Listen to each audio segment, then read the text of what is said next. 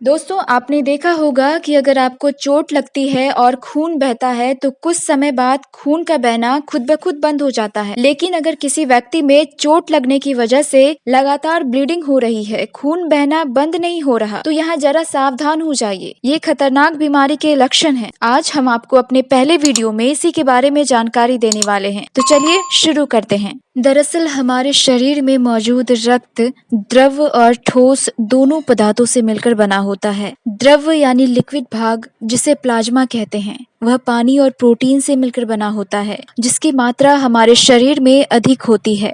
वहीं ठोस या सॉलिड भाग, जो आरबीसी यानी लाल रक्त कोशिकाओं, डब्ल्यूबीसी यानी श्वेत रक्त कोशिकाओं और प्लेटलेट्स से मिलकर बना होता है। आरबीसी, डब्ल्यूबीसी और प्लेटलेट्स हमारे प्लाज्मा में तैरते रहते हैं। जब शरीर का कोई हिस्सा कट जाता है तो उस कटे हुए हिस्से में ब्लड का एक गाढ़ा लेयर बन जाता है, जिसे आम बोलचाल की भाषा में खून का जमना या खून का थक्का बनना कहते हैं। और इस लेयर के बनने की वजह से उस कटे हुए जगह से खून का बहना रुक जाता है। खून के जमने में प्लेटलेट्स और प्लाज्मा में मौजूद कई प्रोटीन जरूरी होते हैं, लेकिन जिन लोगों में हीमोफीलिया बीमारी होती है उनके रक्त में थक्का बनाने वाले प्रोटीन या घटक बहुत कम या ना के बराबर होते हैं, जिस वजह से ब्लड क्लॉटिंग नहीं हो पाता और खून ज्यादा समय तक बहता रहता है। ब्लड क्लॉटिंग यानी रक्त स्कंदन रक्त की वह प्रक्रिया होती है जिसके द्वारा वह द्रव की अवस्था से जेल या अर्ध ठोस की अवस्था में चला जाता है और एक थक्का बना लेता है। ब्लड क्लॉटिंग में जो फैक्टर मददगार होते हैं उसे क्लॉटिंग फैक्टर कहते हैं, जिसमें फाइब्रिनोजेन, प्रोथ्रोम्बिन, थ्रोम्बोप्लास्टिन आते हैं।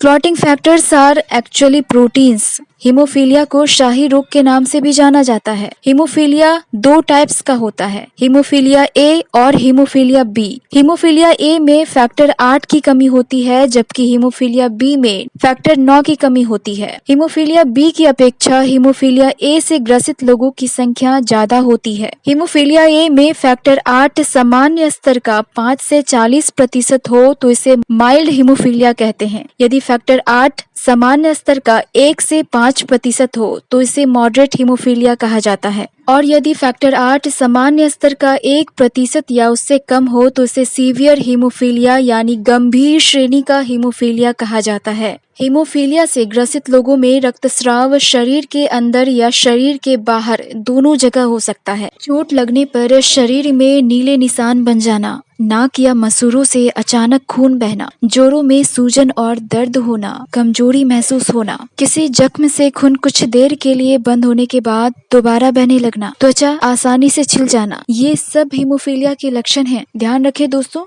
कि जब रक्तस्राव शरीर के बाहरी हिस्सों में होता है तब आप इस बीमारी को पहचान लेते, लेकिन शरीर के अंदरूनी हिस्सों में जब रक्तस्राव होता है तो ये बेहद खतरनाक होने के साथ साथ इसकी पहचान कर पाना मुश्किल हो जाता है। अगर शरीर के अंदर रक्तस्राव होता है तो इसमें बहुत तेज सिर दर्द होता है, गर्दन में अकड़न की समस्या रहती है और उल्टी जैसा महसूस होता है। इसके अलावा धुंधला दिखना, बेहोशी जैसे लक्षण भी हो सकते हैं। जो रक्तस्राव आपकी मांसपेशियों की गहराइयों में होता है उसमें आपके हाथ पैर सूज सकते हैं। ये सूजन आपके नसों को दबाकर उस हिस्से को शून्य कर सकती है। ऐसा भी होता है कि जब छोटे बच्चे चलना प्रारंभ ही करते हैं कि उसके घुटनों, टखनों, कुल्लू जैसे जोड़ों में कई बार आंतरिक ब्लीडिंग हो जाती है और इससे सूजन आ जाती है और त्वचा पर नीले रंग के निशान दिखने लगते हैं। इसे चोट मानकर नजरअंदाज ना करें। अगर समय पर इसका इलाज ना कराया जाए तो ये जोड़ों की विकलांगता की वजह भी बन सकता है। हीमोफीलिया के कई मरीजों में अपने आप ही शरीर के किसी भी भाग में रक्तस्राव हो सकता है। कई बार नाक या मसूड़ों से अपने आप ब्लीडिंग होने लगती है।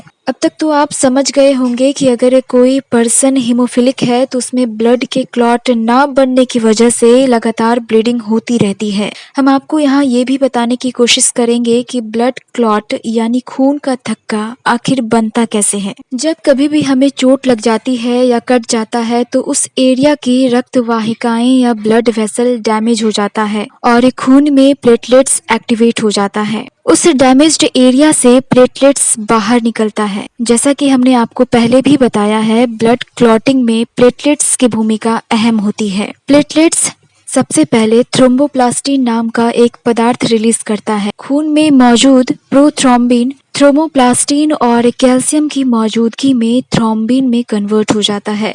थ्रोम्बिन फाइब्रिनोजेन को फाइब्रिन में बदलता है। ये फाइब्रिन डैमेज्ड एरिया में एक थ्रेड लाइक स्ट्रक्चर बनाता है जिसमें ब्लड में बह रहे ठोस आरबीसी आकर फंस जाते हैं। चोट लगने पर ब्लड वेसल का टूटना, प्लेटलेट्स के द्वारा एक प्लग नुमा संरचना बनाना और ब्लड क्लॉट का फॉर्मेशन, ये पूरी प्रक्रिया हीमोस्टैसिस कहलाती है। हीमोस्टैसिस मनुष्य में होने वाली एक सामान्य प्रक्रिया है। शरीर में ब्लड क्लॉट का बनना स्वास्थ्य की दृष्टि से अच्छा माना जाता है क्योंकि यह ब्लीडिंग को रोकता है। जब किसी व्यक्ति में हीमोफीलिया होता है तो प्लेटलेट्स एक प्लग का निर्माण तो करता है, लेकिन क्लॉट बनाने वाले प्रोटीन या यूं कहे क्लॉटिंग फैक्टर खून से गायब होते हैं।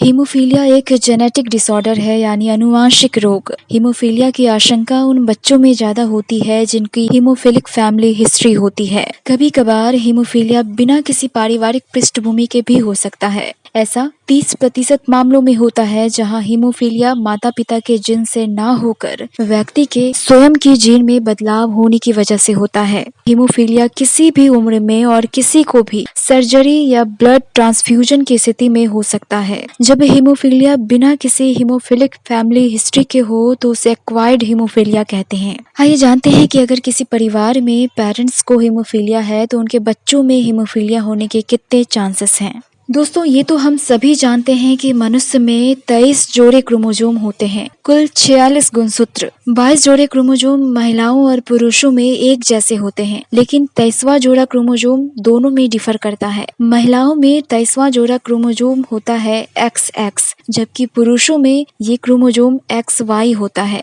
कुल 22 जोड़े क्रोमोसोम ऑटोजोम कहलाते हैं और 23वां जोड़ा क्रोमोसोम सेक्स क्रोमोसोम कहलाता है। सेक्स क्रोमोसोम से ही बच्चों में लिंग का निर्धारण होता है। हीमोफीलिया पैदा करने वाले जीन्स क्रोमोसोम X में ही होते हैं और महिलाएं इस रोग की वाहक होती है, यानी महिलाएं हीमोफीलिया पैदा करने वाले जीन्स को पीढ़ी दर पीढ़ी कैरी करती है। इसे ऐसे समझते हैं, सपोज दैट एक पिता हीमोफीलिया से अनअफेक्टेड है जबकि माता हीमोफिलिक जीन की कैरियर हो, यानी वो हीमोफीलिया से अफेक्टेड हो, तो उनके संतानों में 50% चांसेस होते हैं कि उनका बेटा हीमोफीलिया से ग्रसित है, जबकि बेटी में भी 50% चांसेस रहते हैं कि उनकी बेटी हीमोफीलिया जीन की कैरियर हो। इसी के ठीक विपरीत अगर फादर हीमोफिलिक हो और मदर अनअफेक्टेड हो तो उनके कोई भी बेटों में हीमोफिलिक लक्षण नहीं होते, जबकि उनकी सभी बेटियां हीमोफिलिक जीन की कैरियर होंगी। हीमोफीलिया बीमारी महिलाओं की तुलना में पुरुषों को ज्यादा होती है और महिलाएं बड़ी संख्या में इस हीमोफिलिक जीन को कैरी करती हैं। अगर बचाव की बात करें दोस्तों, तो हेल्थ एक्सपर्ट का कहना है कि यदि आपके दांत और मसूड़ों से अचानक खून निकलता है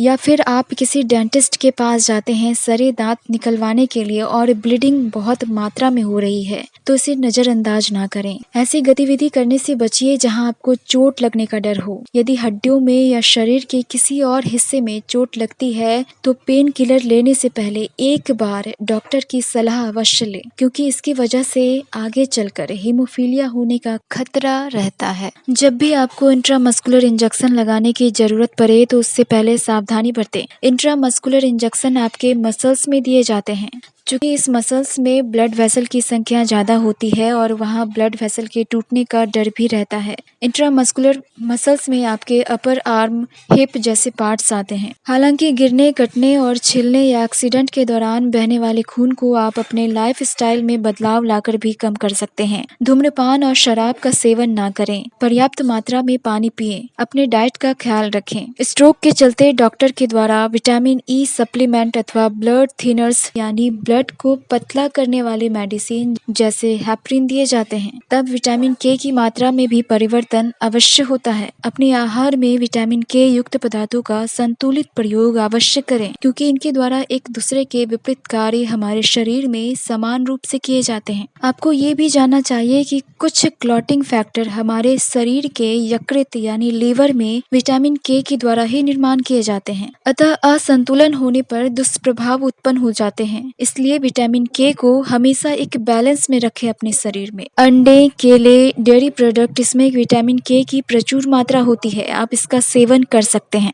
कुछ समय पहले हीमोफीलिया का उपचार थोड़ा मुश्किल था, लेकिन अब नहीं। रक्त में मौजूद घटकों की कमी जो इस विकार का कारक है को बाहर से इंजेक्शन के जरिए डालकर दूर किया जा सकता है और शरीर में प्रोटीन की मात्रा पूरी की जा सकती है। अगर बीमारी की गंभीरता कम है तो दवाइयों से भी इसका इलाज संभव है, इसलिए डरे नहीं, सचेत रहें। हीमोफीलिया एक जन्मजात बीमारी है, ये किसी भी प्रकार की छुआछूत बीमारी नहीं है। हीमोफीलिया से ग्रसित व्यक्ति को पूरी तरह रोग मुक्त तो नहीं किया जा सकता, लेकिन हाँ, इलाज से उन्हें स्वस्थ जीवन दिया जा सकता है। दोस्तों, पूरी उम्मीद है हमें कि आपको ये जानकारी अच्छी लगी होगी। अगर आपको हमारे द्वारा दी गई जानकारी पसंद आई है तो प्लीज इस वीडियो को लाइक करना ना भूलें। हम आगे भी इसी तरह जानकारी से भरे वीडियोस आपके लिए लाते रहेंगे। Till then, stay healthy.